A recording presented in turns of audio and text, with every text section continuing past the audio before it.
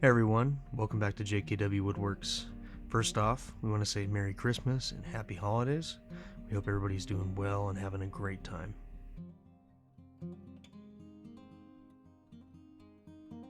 Today we have a fun project. Hopefully this will give you some ideas for Christmas gifts or gifts in the future.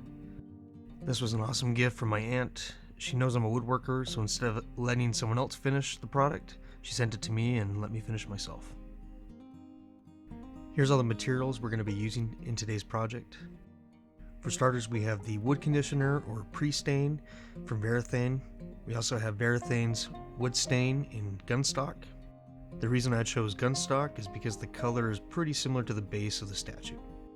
And last, we're going to be using some sawtooth hangers from my picture hanging kit that I got off of Amazon that works great. We'll have links to all these products in the description below. So since the product came ready to go, we're going to move straight into water popping and sanding. Water popping is important so that we can raise the grain and knock it back down when we sand to make it a very smooth finish.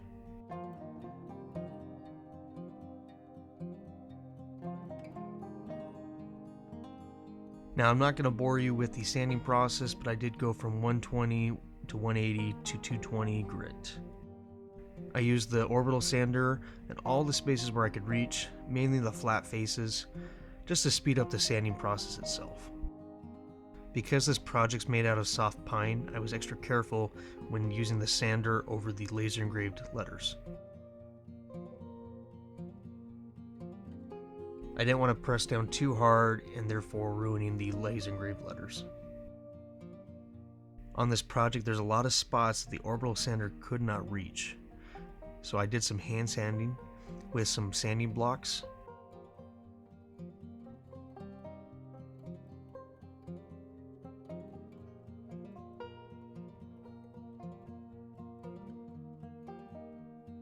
If you're not a huge fan of the sanding blocks, try this Milescraft hand sanding tool.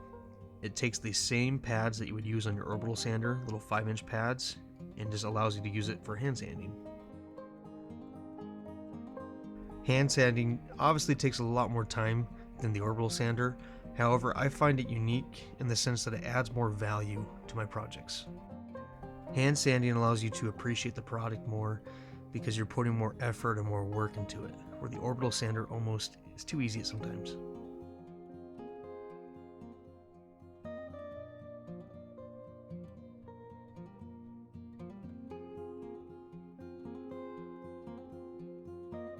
We want to take the time to apologize for not putting out a video in a while. Between working and working overtime at our jobs, family time, and the holidays, we just haven't had a lot of time to work on woodworking projects. But we promise that we got some good projects coming up, some products to review, so we appreciate your understanding.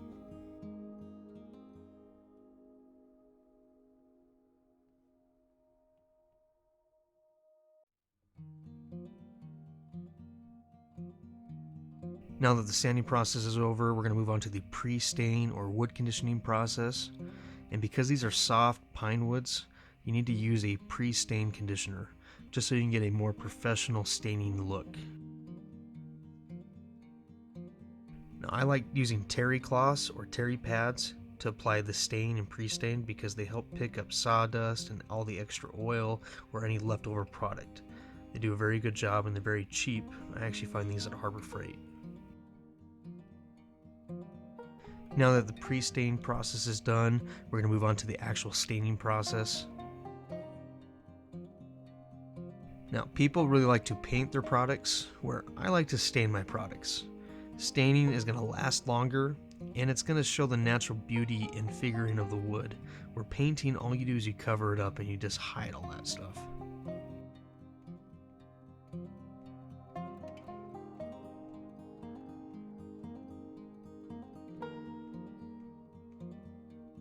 After the first coat of stain dried, I decided the color was too pale and I needed to add a second coat. This is the real cool process about staining, is if you don't like the color and you want something more vivid, you just keep adding coats until you get the color you want. With paint, you just have to get a whole different color. So take a second, look at the bottom and top portion, and see the difference between the two coats.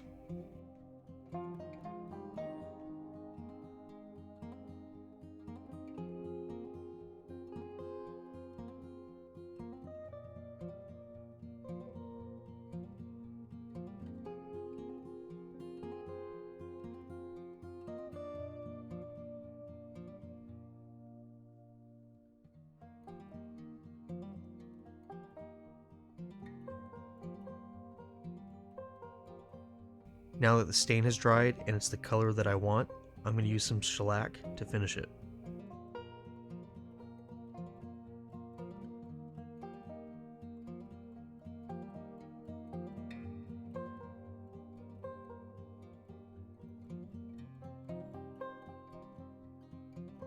And after 2 coats of shellac on the front, I'm going to finish the back.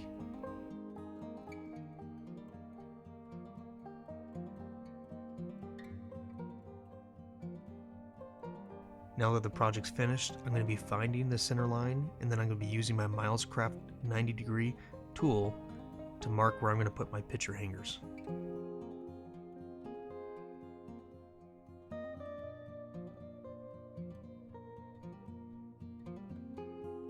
Now these hangers are very easy to install. Just make sure you use a hand screwdriver, not a battery operated one. These screws will strip out very easily. I know it's a little bit more work, but it's worth it.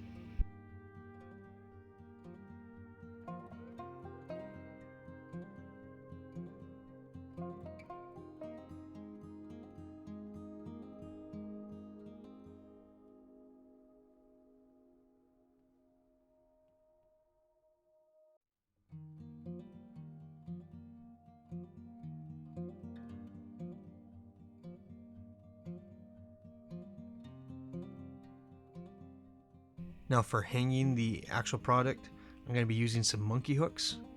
These are awesome and they're very easy to install. They put a little hole in your drywall, so they're easy to repair as well. Just make sure you find the stud and then don't go into the stud, go around the stud. I also added some double-sided tape to the base of the statue, just so it's secure and it won't tip or get knocked over very easily.